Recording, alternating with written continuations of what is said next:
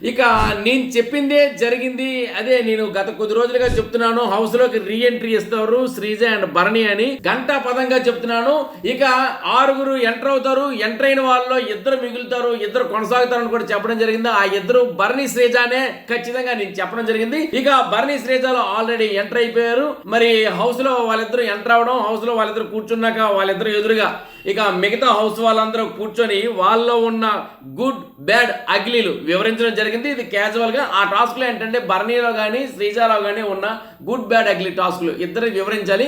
అవి వివరించిన తర్వాత వాళ్ళకు ఒక టాస్క్ పెడతారు. ఆ టాస్క్ పెడితే ఆ టాస్క్ లో ఎవరు గెలుస్తారో వాళ్ళు హౌస్ లో కొనసాగుతారు అనేది ఆ టాస్క్. అందులోనే ఏంటంటే ప్రతి ఒక్కరు వచ్చి భరణి గారిని శ్రీజ గారిని వాళ్ళ యొక్క అంటే వాళ్ళ వల్ల వాళ్ళు పొందే ఆనందాన్ని కానీ పొందే దుఃఖాన్ని కానీ బాధను కానీ ఇవన్నీ వివరించడాలతో ఫస్ట్ ఒక అంశం ముగిసింది.